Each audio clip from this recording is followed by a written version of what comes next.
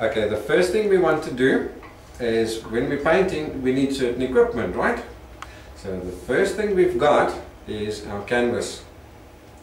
Now, the canvas itself is, let me open this guy over here. When it comes out the factory, the canvas is usually a cotton canvas. So it comes raw on a huge big sheet. Now you can't paint directly onto that raw cotton canvas simply because the canvas itself will rot.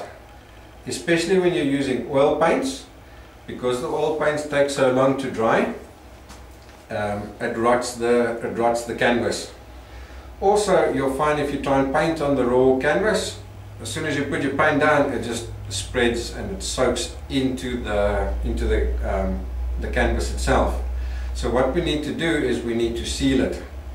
Now, what we do is we seal it with an acrylic gesso. Now, acrylic gesso is, Tony asked me what's the difference between acrylic gesso and normal acrylics.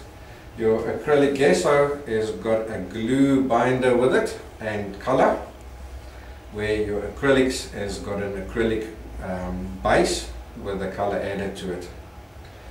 Okay, so what happens is this big roll of canvas comes along in the factory, and then they spray it with acrylic gesso. Now, one coat still leaves a few little gaps or a few little pinholes where your paint could still seep through. So then they spray it a second time. So that's why you'll often see on the back of the canvas, they'll say something like double primed.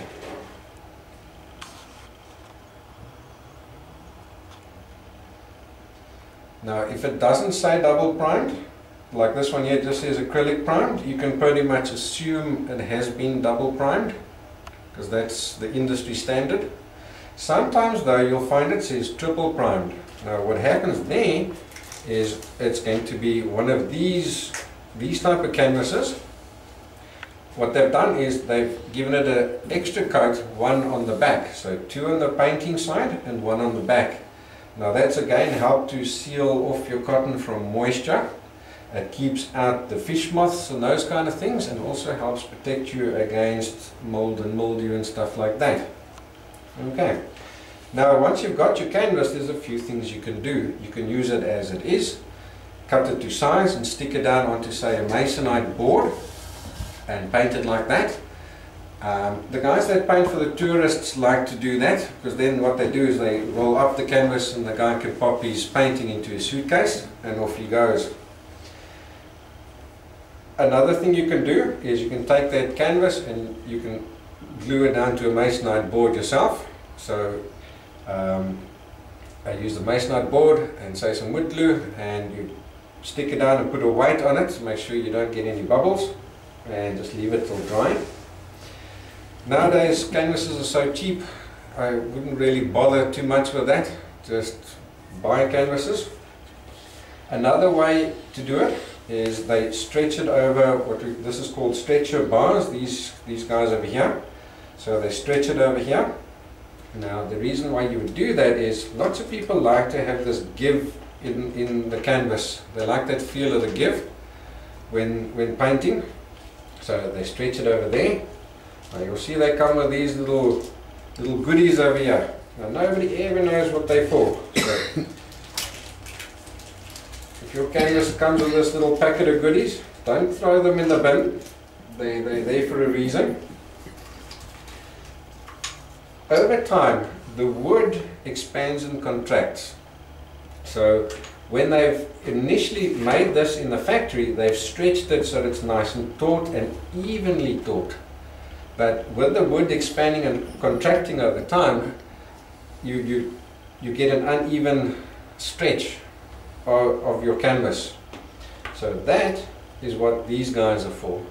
What you do is you put the long flat side flat up against the edge, and you slide it into its slot on the opposite end like that. You take the next one, long flat edge, flat against there, and you slide it in there like that. Now, the idea with these little wedges are that these corners have been sort of hinged or anchored over there. So when your canvas becomes loose, then all you do is you're going to, some of these are really tough to get in. What you're going to do is you're going to knock these guys in, and that's going to force this corner open a little bit, and it's going to re-stretch your canvas for you. So if it's loose on this end, you're going to tap these two guys in a little bit more, and it will tighten it over there, make it more taut. When you buy a new canvas like this, just slide them in. Like I say, most people don't know what they're for, but no, you do, so let's do it the proper way. So you'll just pop them in like that. Don't have to knock them in or anything, because when you buy a canvas initially, they are nice and tight, so you should be okay.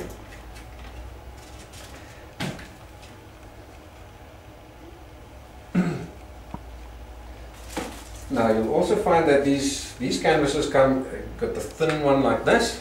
The whole idea with this guy is that it can be framed afterwards. So it's simply for the artist that likes to have that little give. Now you also get a deeper box one, which looks like this. Now this one we call a gallery canvas. You see it's got a much deeper rebate over here. These guys are not meant to be framed, so when you paint it, you'll paint either all the way around as though it's one straight canvas. And that gives you quite a nice, almost like a chocolate box effect. It's really very, very popular at the moment. Now this guy, obviously, because he's not meant to be framed, you save yourself a lot of money on the framing. So I think that is why they are so popular nowadays. These board panels that you buy, what happens here is this panel itself is compressed cardboard. It's lots and lots of fine thin sheets of compressed cardboard. So they sprayed and given a very thin layer of glue in between each layer. Then they put underneath a press and pressed. Now the machine that presses them is expensive. So you're going to find when you're buying these types of canvases, what you need to look out for is if that canvas is too cheap or too good to be true, it's probably because the guys that made it couldn't afford the decent press to press these sheets together. Now if you haven't pressed them together with enough pressure, then you've got little air gaps in between those little layers of paper. So what's going to happen? The moisture can get in, and then these sheets buckle. So you're going to start off and you buy the canvas, it may look fine like this. Now you start painting and the moisture is going to leach in, and eventually your canvas bows like this. And the minute it's bowed like that, you can't frame it. I had a student, we framed a painting for her. She came in like this, and I said to her, I can't frame it for you. She said, please, somebody's just bought this painting. So I said, look, I'll frame it for you, but please don't come back to me when the frame breaks. Truce Bob, a few months later, she came back to me. She says, the customer, they had the painting up on the wall behind their couch where they watch TV at night, and suddenly they heard this massive big gunshot behind them. What had happened was, because this guy is bowed, it exerts so much pressure on the frame itself that the corner of the frame literally burst open like this, and that's where the gunshot sound came from. So yeah, don't buy a cheap canvas, rather spend a little bit more, you know, even if it's cost you $3 or $4 extra, so what? Pay it, it's worth it in the end, because you spend so much time and effort on your painting. I mean, you could spend 5-10 hours on a painting some days. To have it eventually stand like this on a rubbish canvas, it's just not worth it. Okay, the next thing we need is paints. Now, paints work like this. If we can just zoom in on these pastels here quickly, please. Whether you're using pastels, oil paints, acrylics, watercolors, it doesn't matter. They're all made of the same pigment. In other words, your pigment is the, I'm trying to just get us a little bit of fine powder here, pigment powder. See if I can, don't know if you guys can see that on the video or not. It's a super fine powder. Now that pigment could be anything. It could be a rock that's got a specific color. It's been ground up super fine to give it this really fine powder. Could be the bark of a tree. Nowadays most of the stuff is synthetic, so there'll be manufactured pigments. Now all your paints have got the same pigment in them. What they do is, it's what you add to that pigment so that you can either paint it, draw it. That is the difference between the different types of paints. So let's use our oil paint for an example. For the oil paint, we've added an oil base to it.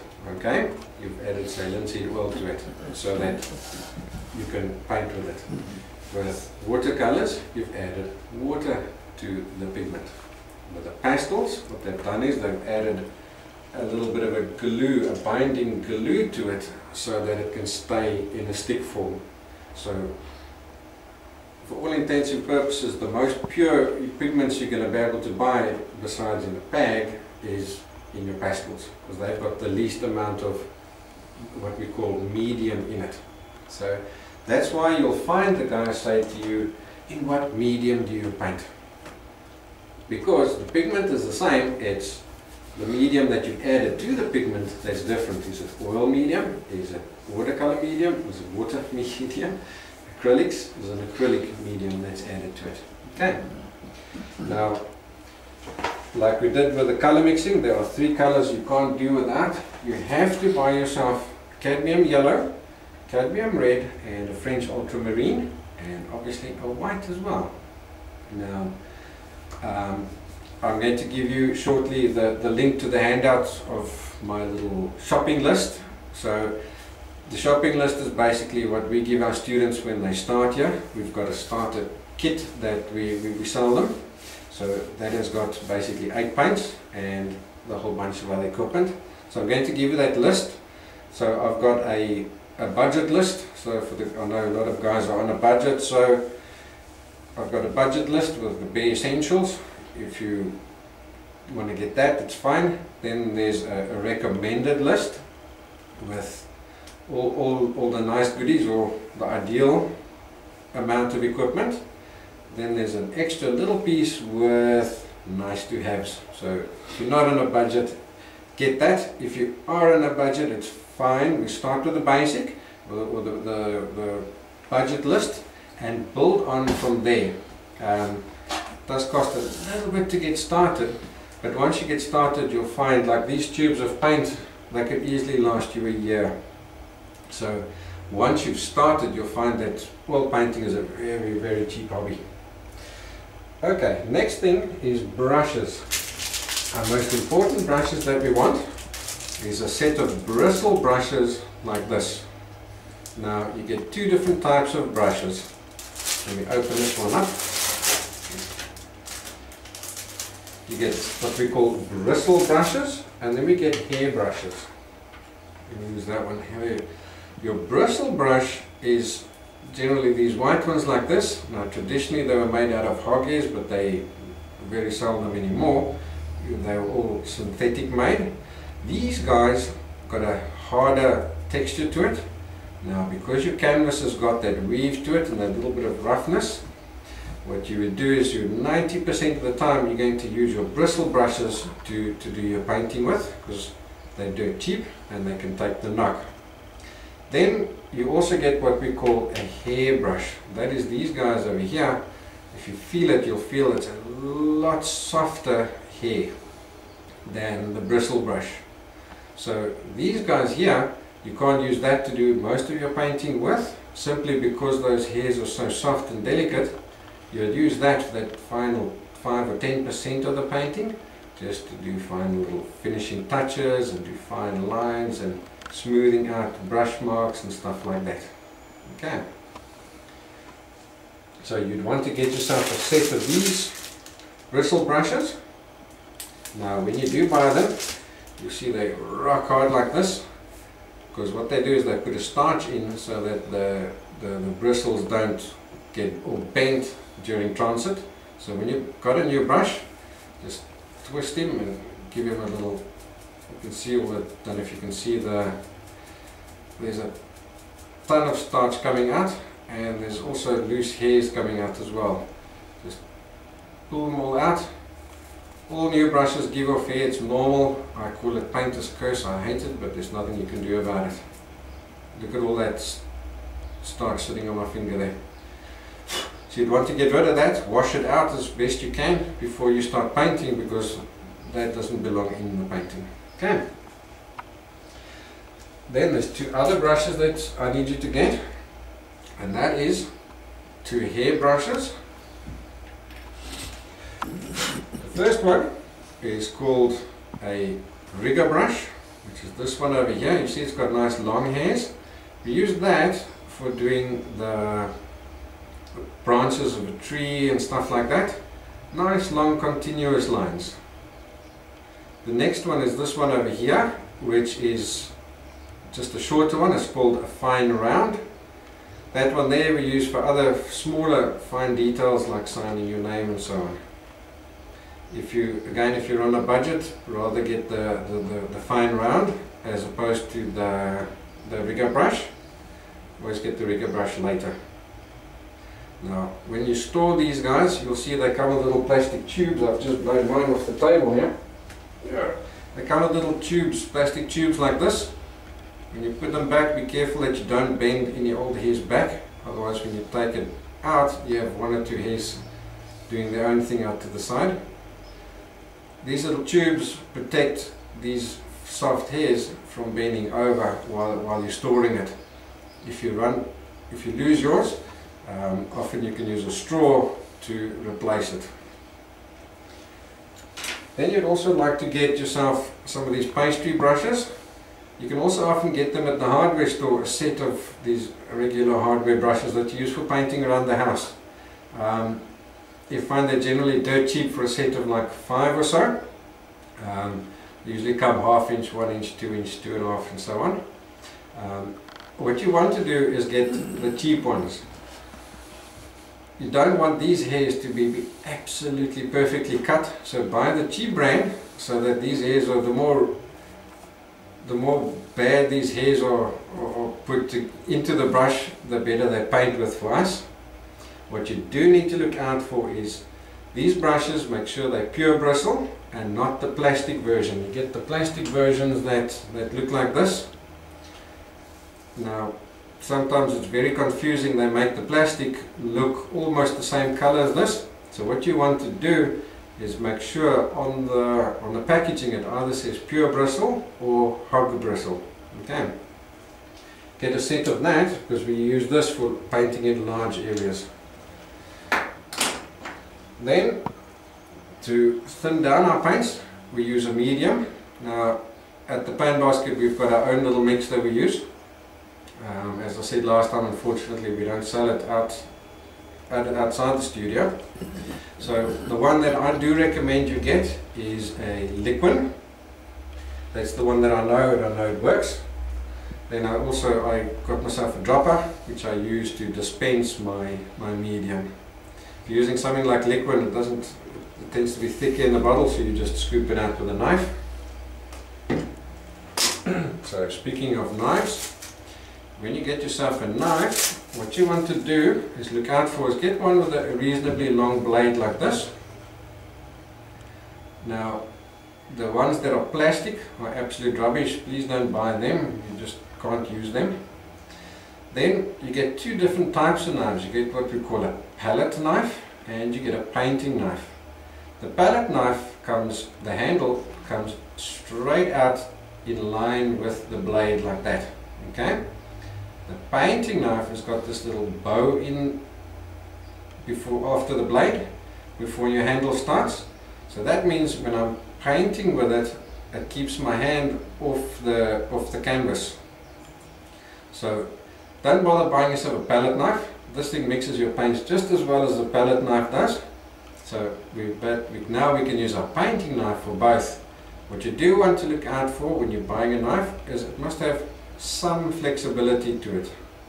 It mustn't be, you mustn't be able to do this and go like a cardboard, like Rolf Harris's music. It mustn't be like that, but it must have some give in it. If it's really stiff like a plank, you also can't paint with it, because we do this and it allows us to go around corners and do all sorts of fancy things with it. Okay. Next thing you need is a palette to paint on. Now there's a ton of things that you can use for a palette. My favorite one is a tile.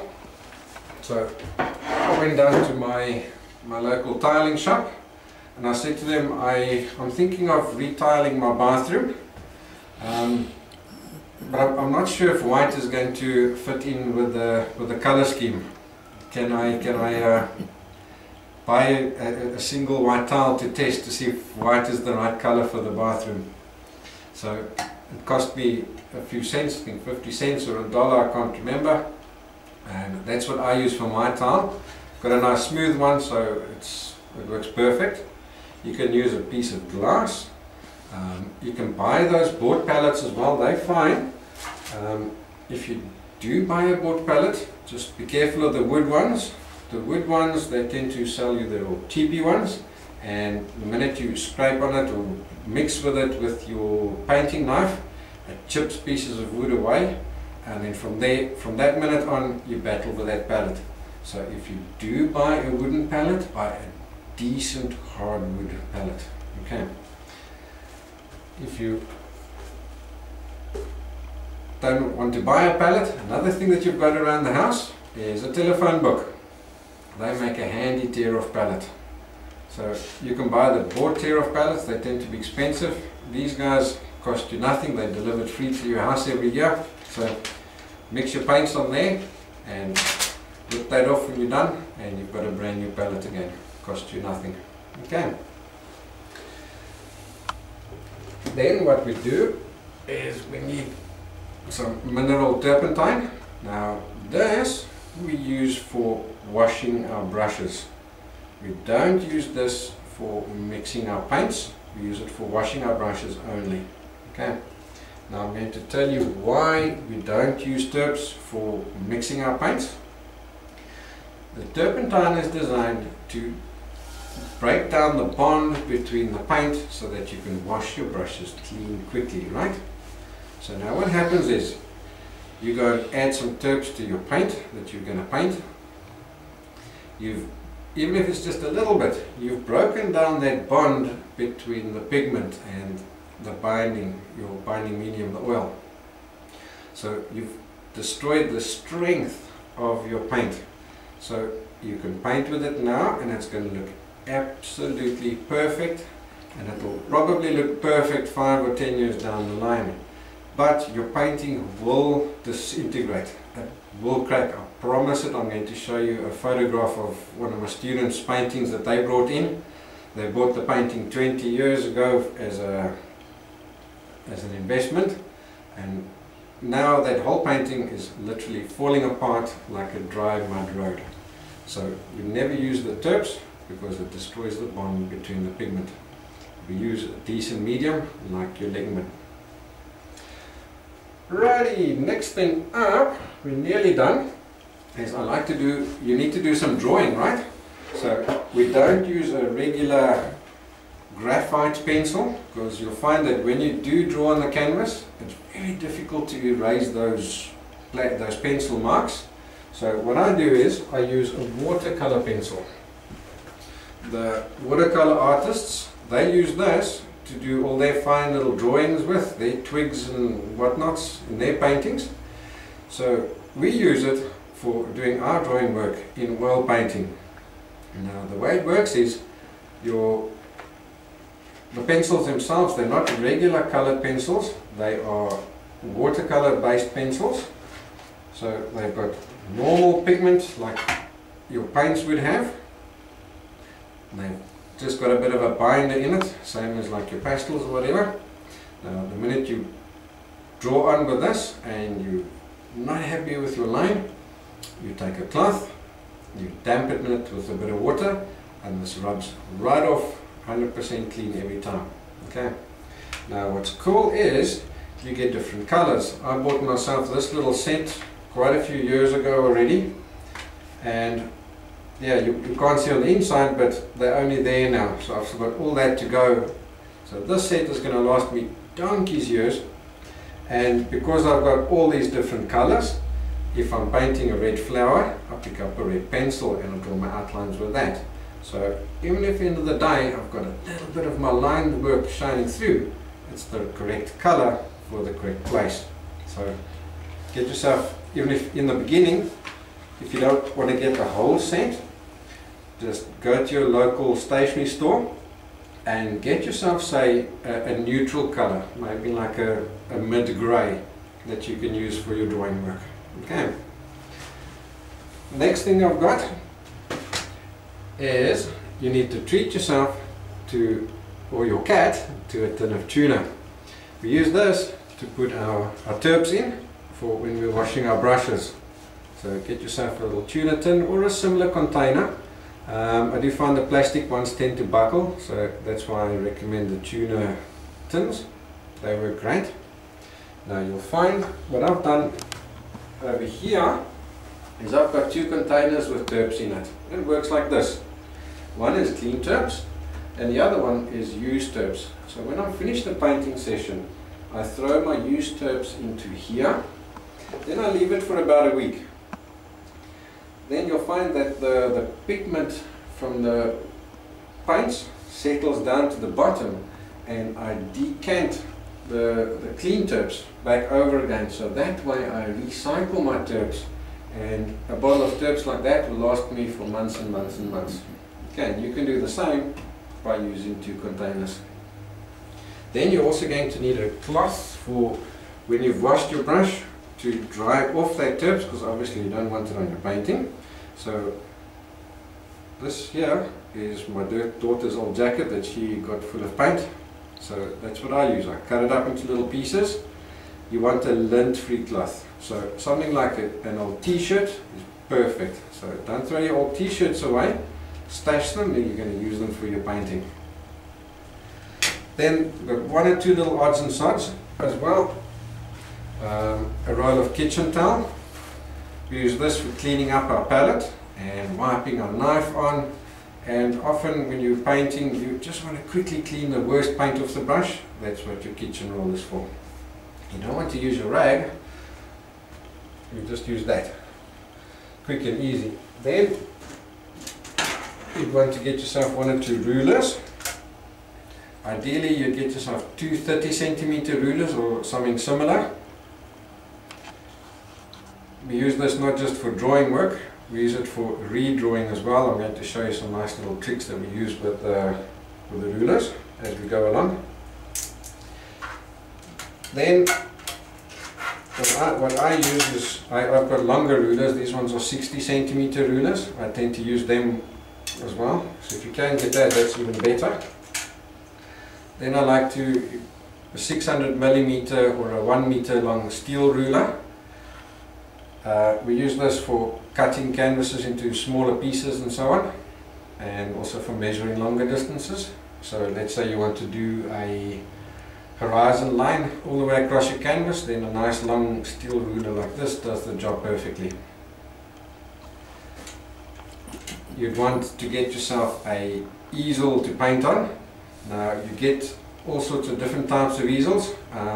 If we're in the beginning, just get yourself a little table easel, or you can even make yourself a little stand just to stand your canvas on. What you do want is you want your canvas to be able to not be 100% upright. You want ideally to have it at a little bit of an angle. I find just for the ergonomics of it, if it's upright you tend to do this with your wrist, and that's not so good on your, if you're painting for an hour or two or three. So if your canvas is at a little bit of an angle, you're painting a lot more naturally. Okay, so get yourself one of those. Then I'm just looking around to see what else is interesting that I've got. What I've got is, just leave the camera there.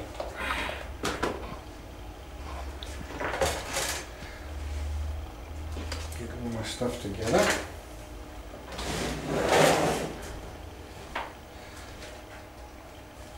You're going to want to start collecting books, so go to all the second-hand shops and hospice, these kind of shops.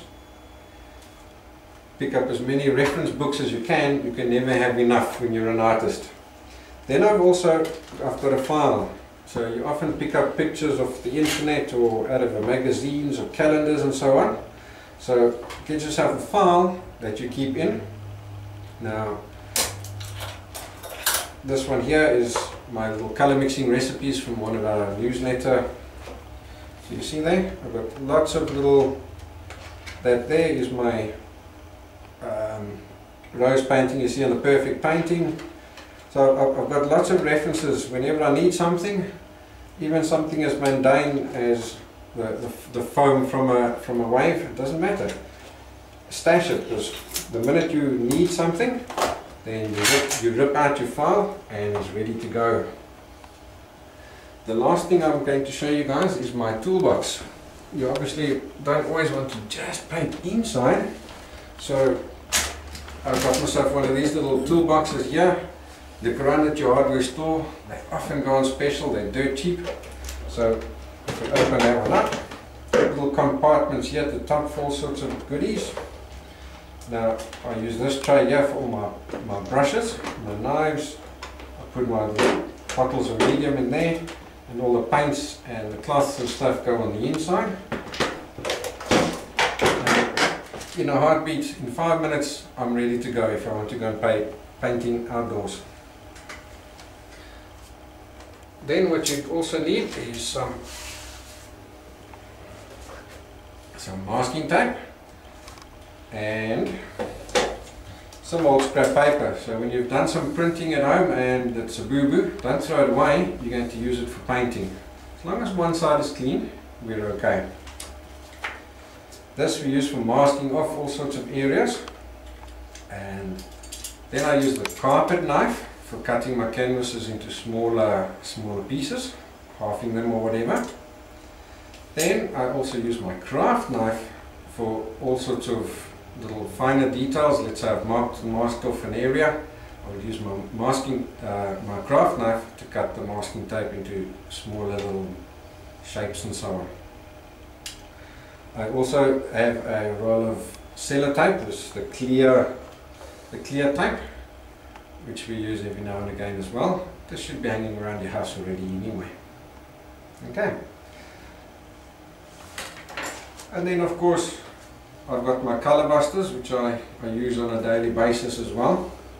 I know last time we've now got a lot more people on the show, so if you did miss out on the color buster with the whole combo, I'm going to add the link up. You can get the color buster combo with the large one and the grey buster. I'll add that link on. You can get that combo again. I'll let that run for another week. If any of you guys did buy the color buster during the week, don't worry, I'm going to send you a link with a combo download, so you'll get it, don't worry. Right guys, let's take a look and see if there's a few questions.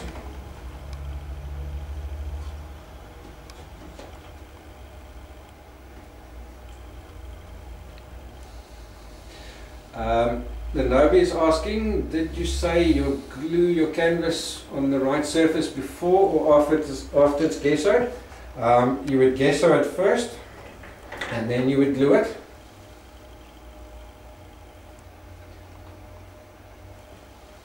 Guys, throw me with a few questions. Let's see if I can help you guys.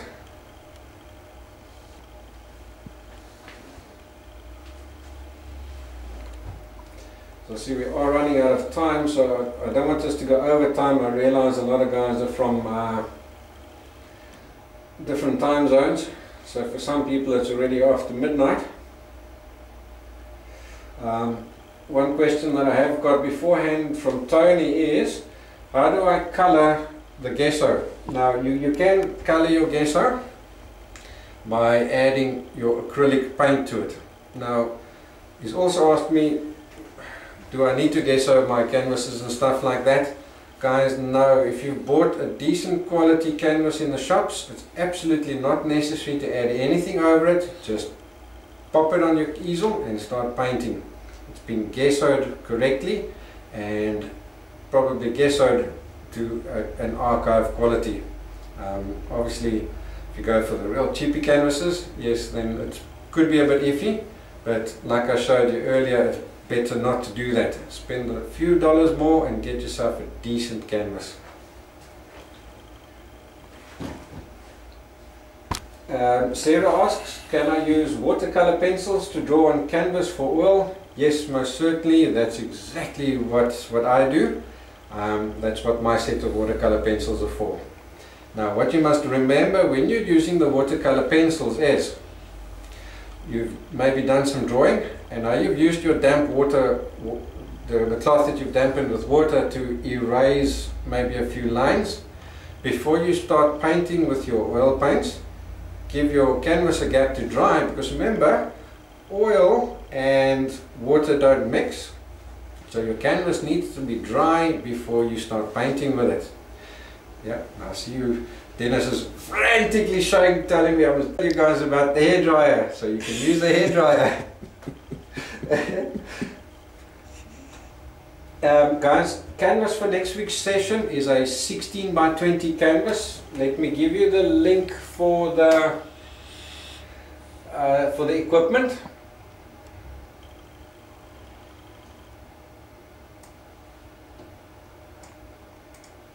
Copy and paste. Guys, there's my recommended equipment list. Like I said, you'll see there's a recommended and there's a budget one, and then there's a short little list of nice to haves. See how much you can get. At minimum you need those 3 colors and your white. You need a medium, you need a knife, you need some brushes, you need a canvas to paint on. Okay. Let's see any more questions quickly.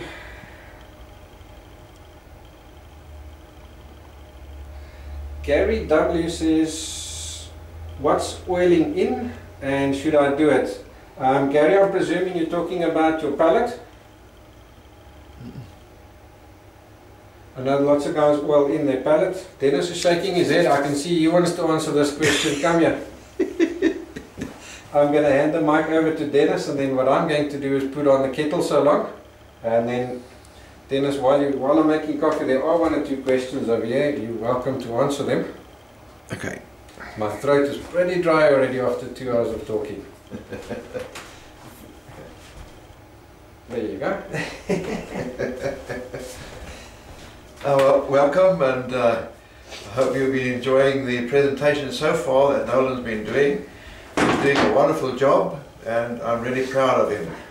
Okay, the oiling in is basically what it is. After you've done a painting and you've left it for some time, and it has gone nice and dry, and you come back and you then want to come along and paint over it again. What the oiling is, what happens is some people take the medium and a very, very light layer. You're going to smear it on and take as much off as what you can, and then you let it go tacky for a little while, and then you can come back with your new paints over the top. And what happens then is that there's a bond between your old painting and the old painting and your new oil paints that you're putting on, and the chances are that it will separate is gone. Especially if you've been working with a painting that has been dry for a long, long time. What happens is the painting that dries over a long period becomes hard, brittle, and it becomes slightly glossy, and it's almost like painting over a piece of glass. So you need that oiling in to do that. Another one as well too is when people have been doing your underpainting with acrylics, and you want to come then and finish it with oil, do that oiling in with your medium over your whole painting as well too. Otherwise you're going to get also patchy matte patches, and if you look from the side you will see all the different glossy and matte, and it doesn't look nice at all. And that also gives you your bond, and when you finish that one, the gloss that you put over the acrylic will make it look like an oil painting. So that's done properly, an acrylic with the oil over the top, or even you're taking your complete acrylic paint and give it that coating over the top. You can't tell the difference whether it's an oil painting or an acrylic. They look absolutely identical. Let's have a look at which is the ones that we've got here.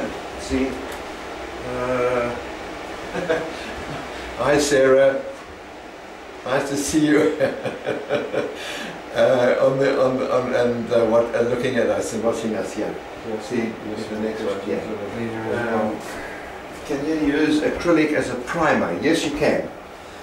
Because as Nolan mentioned earlier on, all your canvases are acrylic primed, and you can paint oil over acrylic, but not acrylic over an oil. If you do, after a period of time, whether it's 6 months or a year or 10 years time, it will separate.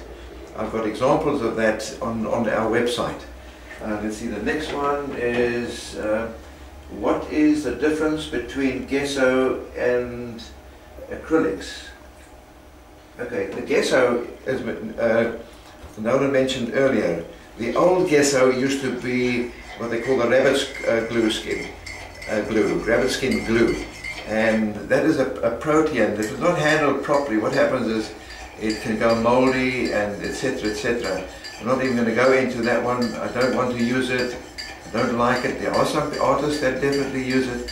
I prefer the acrylic. I'm a modern guy, even as old as what I am. I'm still very modern, and I like all the model. Oh, thank you. That's very nice. I like all the modern stuff. I keep up with technology, and I use acrylics. So that is okay. Which is best? Well, that answered it now. That question on the screen. Yeah, the acrylics is the best. Okay, let's see now. What if I oil out only with linseed stand oil and wipe it a thin layer before adding a new painting? Sarah, that's exactly what I've been talking about. You can use your medium. A lot of people have different types of mediums. One medium is a linseed oil, which is the base for all your paints. That is the binder for all your paints, the basic binder. And what happens is a linseed oil takes a long time to dry. So our special medium has got a drying agent into it, but you can get other mediums that you can buy, like Liquid and a few others. They also got drying agents into it, and you can use that. So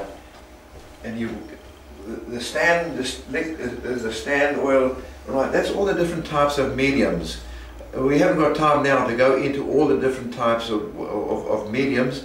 Each one has got their own use. Some dry very quickly. Some I've seen that dry even too quickly for me. Let's see what the next one is. Right, let's see what else I've got in here. I don't see any other at the moment here. It looks like everybody's happy with what has been done, and I think what I'm going to do now, I'm going to hand it over to Nolan again, because I see the time is really running out, and we don't want to overdo our stay, as it were. So until next time, from my side then, happy painting.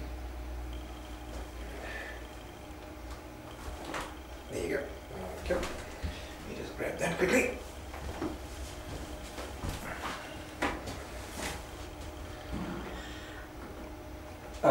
Do you seal a finished painting from guest? Hey, welcome guest. Hazel, I think, said one for you too. I'll just have to cheers you. Guess you asked, do you seal a finished painting? I don't seal my oil paintings. You can varnish them and stuff. I like to stay away from it. Okay, and we've got a few thank yous and whatnots. That's great. Guys, if you've got any last questions, I really don't want to go over the 2-hour mark.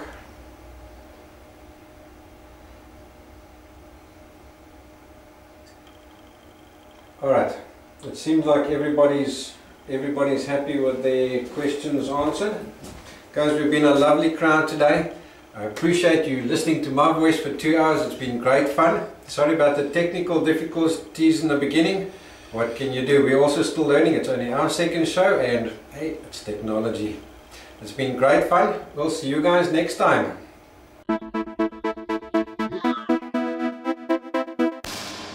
Hey, Basket TV!